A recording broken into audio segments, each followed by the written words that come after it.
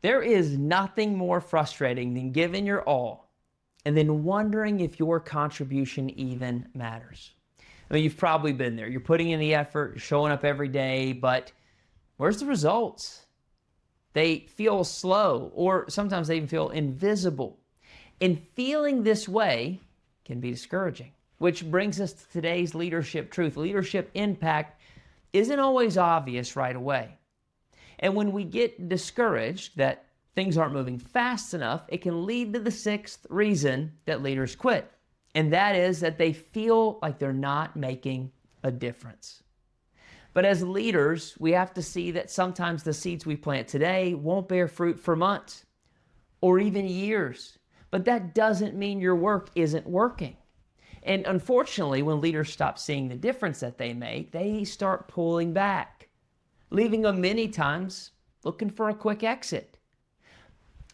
But here's what I know. Those that keep showing up, even when the payoff isn't immediate, those leaders are going to build a legacy. The kind of legacies that last even far after they've left the organization.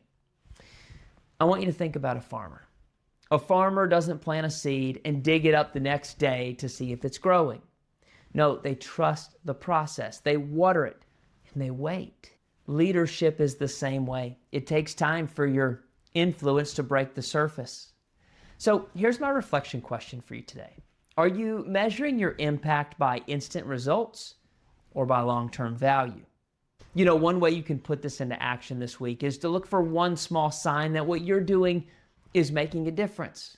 This could be a thank you text or a team member taking initiative or even a quiet win. No matter what it is, I want you to write it down. I want you to celebrate it. And I want you to let it remind you that your leadership is working. I've found that the best leaders don't quit because they don't see fast results. No. They stay the course because they believe in the bigger picture.